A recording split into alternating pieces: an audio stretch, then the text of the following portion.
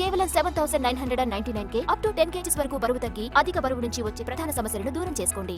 అభివృద్ధి చెందిన దేశాలలో మహిళలకు అదేవిధంగా పిల్లలకు భద్రత రక్షణ కల్పించడం ప్రభుత్వాలు బాధ్యతగా భావించి ఏ దేశంలో అయితే మహిళలకు పిల్లలకు భద్రత రక్షణ కల్పిస్తున్నారో ఆ దేశాల యొక్క అభివృద్ధి అత్యంత వేగంగా జరుగుతుంది. ఈరోజు తెలంగాణ రాష్ట్రము లేదా ఈ దేశంలో దేశ స్వతంత్రం వచ్చిన తర్వాత ఆనాటి మొట్టమొదటి అదేవిధంగా డాక్టర్ బాబాసాహెబ్ అంబేద్కర్ గారు, మహాత్మా గాంధీ గారు రాజ్యాంగాన్ని రాసుకోవాలి, ఈ దేశాన్ని పరిపాలించడానికి అవసరమైన చట్టాలను శాసనాలను చేయాలి. అమెరికా లాంటి అభివృద్ధి చెందిన దేశాలలో మహిళలకు ఓటు హక్కు ఇవ్వడానికి 150 సంవత్సరాలు పట్టింది. మహిళలు తమ హక్కు కోసం, ఓటు హక్కు కోసం అమెరికా లాంటి అభివృద్ధి చెందిన దేశంలోనే సాధించుకోవడానికి చాలా సమయం పట్టింది. కానీ భారతదేశం స్వతంత్రం వచ్చిన ఎంబడే రాజ్యాంగంలోనే పురుషులతో పాటు సమానమైన ఓటు హక్కును, ఈ దేశంలో మహిళలకు ఓటు హక్కును కల్పించడం ద్వారా మొట్టమొదటి ప్రధానమంత్రి పండిత్ జవహర్లాల్ నెహ్రూ గారు ఈ దేశం యొక్క అభివృద్ధిలో మహిళల్ని పురుషులతో పాటు సమానమైన హక్కును కల్పించడం, మొట్టమొదటిగా వారి ఓటు హక్కు ఇవ్వడం ద్వారా వారికి అవకాశం కల్పించింది.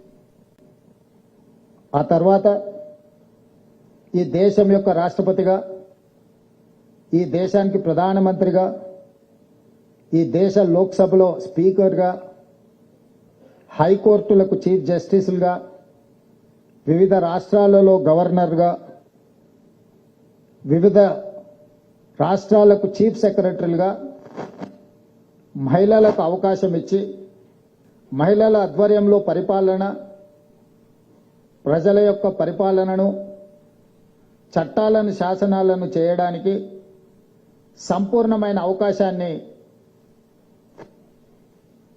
కాంగ్రెస్ పార్టీ ముందు భాగాన నిలబడి ఈ కార్యక్రమాలన్నిటిని తీసుకురావడం జరిగింది. అదేవిధంగా మహిళలకు విద్యా ఉద్యోగాలలో రిజర్వేషన్లే కాకుండా స్థానిక సంస్థల్లో మహిళలకు రిజర్వేషన్ ఇవ్వాలి. Panchayati Raj or municipal urban administration,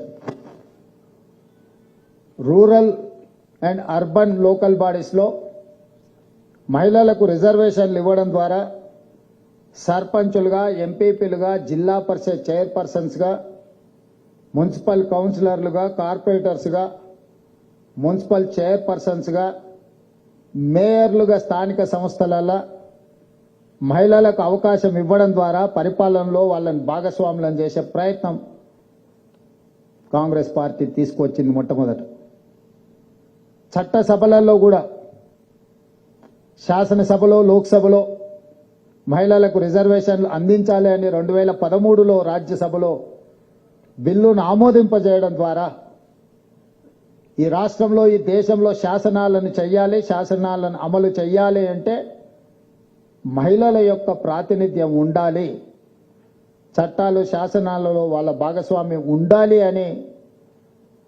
శాసనసభలలో, లోక్సభలో మహిళా రిజర్వేషన్ల కోసం కూడా ఆనాడు చట్టాన్ని చేయడం జరిగింది. ఈ రోజు వరకు కొన్ని అంశాలలో మహిళల పట్ల కొంత వివక్ష ఈ సమాజంలో ఉన్నది.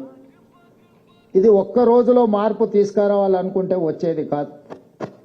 సతీ సహగమనం నుంచి పరిణామ క్రమంలో ఈరోజు మహిళలు స్వేచ్ఛగా తమ అభిప్రాయాలను చెప్పుకునే సమాజాన్ని మనం చూస్తూనే ఉన్నాం.